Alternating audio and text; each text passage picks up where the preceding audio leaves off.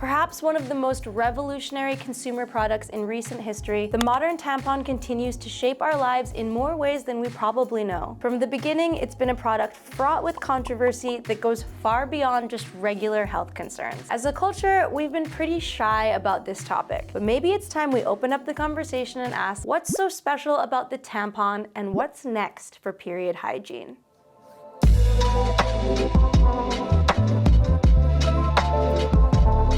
So before we really get into things, I want to address the stigma. Isn't it kind of crazy that menstruation, this totally normal part of human life, which about half of us experience at some point, can be so cripplingly awkward to talk about? Do you have a tampon? Oh, heck yeah. No, not here. Someone will see. I even just found out that they cut a tampon scene from the 50 Shades of Grey movie. They like, it was too much for them. Yeah, that movie that's supposedly about kink, but maybe is actually just a lot of misogyny. A tampon was too risque for that movie. It was in the book, but not in the movie. It's actually a really hot scene. Like, I read it today and was like, oh my gosh, maybe I should read this book. I don't think it's a stretch to say that most of us have felt some shame around this topic at some point. The reality is that periods are not always easy to deal with, and stigma just adds an extra layer that's not helping anyone. Nathan, My brother spilled fruit punch on the couch. There's a big red stain. yeah. I'll just watch it from back here.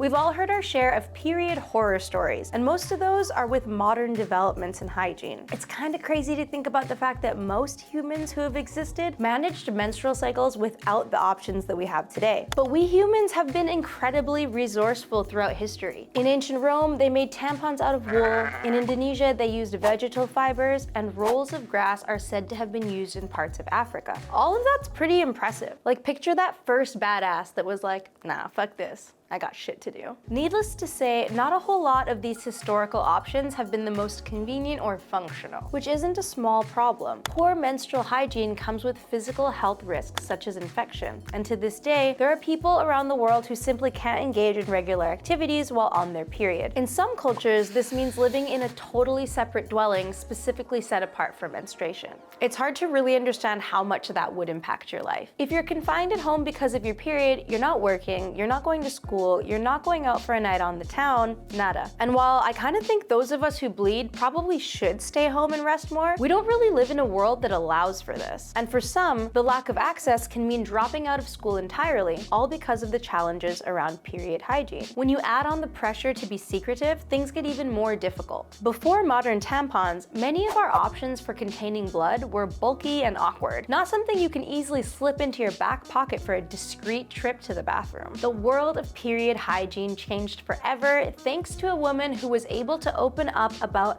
that time of the month with her doctor friend Earl Haas. She told Haas that she had used a sponge in her vagina to soak up blood, which made a light bulb go off for Haas. He thought of his own wife and her woes with the menstrual pads of the era, and he figured that he could do better. While we've been using some form of tampon, possibly for millennia, Haas introduced the world to the first commercial applicator tampon, Tampax, named after a blend of tampon and vaginal packs, which I've never heard that before. Like, what's a vaginal pack? I pictured a little backpack.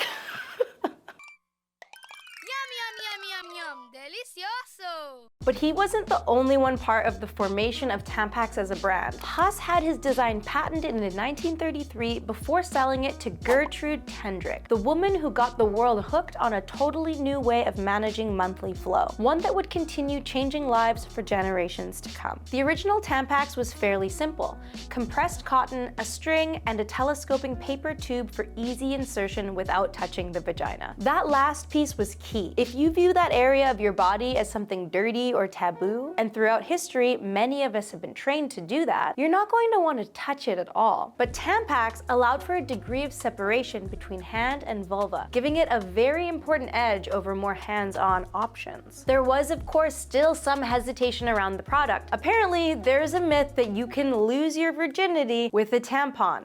Somebody wrote in that book that I'm lying about being a virgin because I use super jumbo tampons, but I can't help it if I've got a heavy flow and a wide set vagina.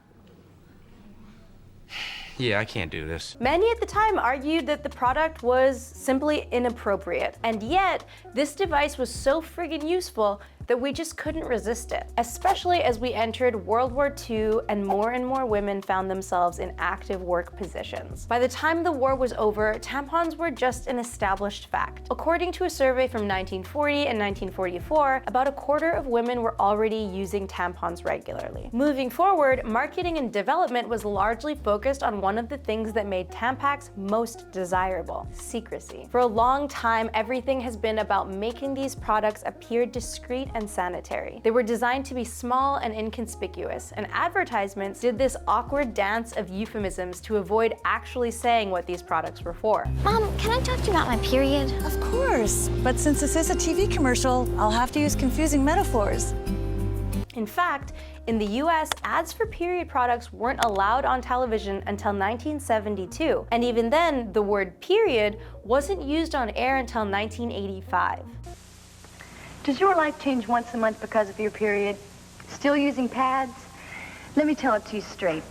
Tampax can change the way you feel about your period. On a more functional note, companies started experimenting with all sorts of ways to make tampons more absorbent. For a while there, tampons were fairly straightforward, made of cotton and rayon. But that's not necessarily the case today, and in a large part, we have Procter & Gamble to thank for that. Some of you might remember the Rely scandal from a few decades back. Procter & Gamble developed this Rely tampon to be totally different from anything else on the market. It was made of synthetic material and was so absorbent that it's been said some could wear it for an entire period. Apparently, Rely was a little too absorbent. Highly absorbent tampons can potentially dry out the vagina and result in tiny ulcerations for bacteria to grow, which is only made worse if the tampon is left in for long durations. Turns out that might just be the perfect recipe for toxic shock syndrome, and Rely found itself blamed for the toxic shock epidemic of 1980, in which 38 women died in the US. Rely was subsequently pulled from the shelves, but not before other companies took note of their early success and started experimenting with their own synthetic blends, which is what we're used to today. Now, I feel like we need to pause and take a moment to address toxic shock syndrome. Yes, it can be a serious, potentially fatal medical condition, and improper use of tampons can put you at higher risk. But the key word is improper. When Rely was introduced to the market, we didn't have the same knowledge and education that we have now. Today, the FDA regulates tampons as medical devices and reviews all tampons before they can legally be sold in the US. As part of the review process,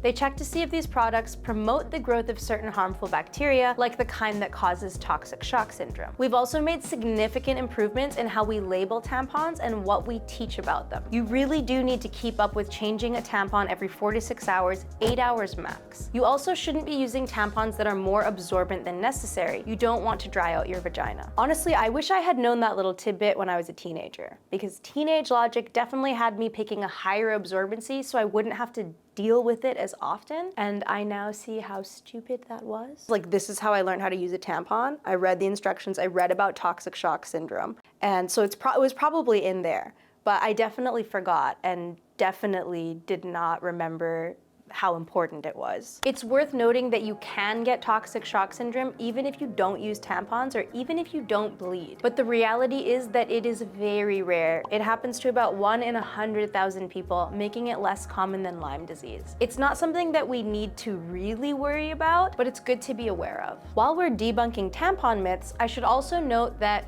no, it's not possible for a tampon to get lost inside of you. Quick little anatomy lesson. If you have a vagina, you also have a cervix that separates the vagina from the uterus. And unless you're giving birth, that cervix happens to be too small for a tampon to fit through. So it's never going to go beyond that little hole. Relax your body and get in there. You can probably get it yourself or with the help of a partner or good friend. And if not, you can always see a doctor or a professional that you trust. Now back to the development of synthetic tampons. Synthetic in and of itself isn't necessarily bad, but the thing that gets me about this shift is that companies aren't actually required to tell us exactly what's in these products, at least not at the federal level in the United States. We know that FDA-cleared tampons are made of cotton, rayon, or a blend, but unless a brand volunteers additional information, we don't know what else is going on with these. By and large, tampons are considered safe when properly used, and there is comfort knowing that the FDA screens these products on our behalf. stuff. But we should note that not everyone is confident in the FDA's standards. Some have raised concern over the lack of research into long-term health risks with tampon use and point to things like fragrance, trace amounts of the highly toxic carcinogen, dioxin, and even the cotton itself, which could have pesticides and more on it. I'm not going to pretend I know anything about how risky these contents are, but we've got sources for both sides of the argument down in the description. And for me, the bottom line is, if something's going inside my body and hanging out there for hours on end, I think it's fair to want to know more about what's in it and how those things might affect my body so that I can make informed decisions. What we do know is that most popular tampons are not designed with the planet or your bank account in mind. In your lifetime, you could easily use over 9,000 tampons. Every year, North Americans spend about $2 billion to purchase about 12 billion pads and tampons. Thankfully, some countries, including my own country, Canada, have recently been working to make these products more available to those who can't afford them. But even then, we're faced with another problem, that most of these 12 billion menstrual products are going straight to the landfill or in the oceans.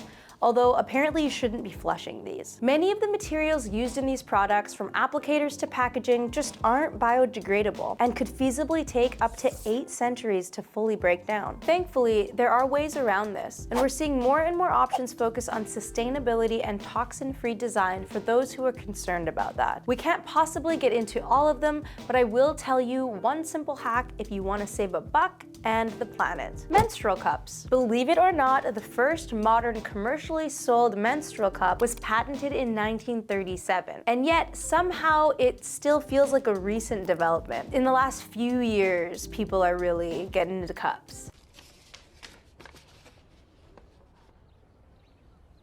Oh. Gross.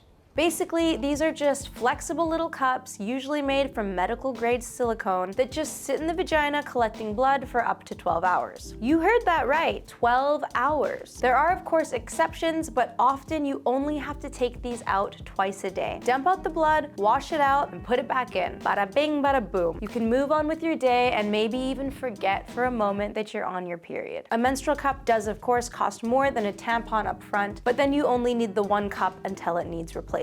All around, menstrual cups seem to be a huge win. They have the potential to make life so much easier, cheaper, and more sustainable, and it's not hard to find stories of people who never want to go back to anything else after having tried one. And yet, there's this lingering resistance to them. And for a lot of people, it largely boils down to stigma. You really gotta get in there and be cool with your blood. The first time I tried a menstrual cup, the suction got stuck and it scared the shit out of me. I had my legs up on the wall, spread out, praying that I could get this thing out of me, and I did. Apparently this is very common and you can just squeeze it to let a little bit of air out and the suction will release and it's gonna be all good. And I haven't tried it again yet, although I'm totally willing to give it another shot, but honestly, I've just been loving reusable pads lately. We're taught that periods are dirty and that the vulva and vagina are unclean and you don't want to think about it too much, let alone touch it while menstruating. The thing about menstrual cups and reusable pads is that they require you to get really comfortable down there. Getting your blood on your hands is just part of the process, and it can be a very jarring experience for someone who's used to being a bit shy about certain body parts. There's definitely a learning curve here, but that's part of the beauty of things. There's so much potential to make us more aware of how our bodies work and more comfortable about the whole process. But I get it, I used and loved tampons from age 13 to 33. I only just got comfy with pads a couple years ago. Menstrual cups and reusable pads aren't gonna be for everyone right away, and they might not even be for everyone. I personally just think it's worth giving it a go. But ultimately, I think it's amazing how many other options we have these days. We could do a whole video just on period underwear and reusable pads, so let us know if that interests you. I think the main hurdle here is just getting these conversations going so that we can be aware of the options and so we can best take care of ourselves and the planet. So if you have a pro-period tip, by all means, share it in the comments below. Tell us your stories, let's not stop talking about this, and while you're at it, give us a like and a subscribe, and I will see you in the next video.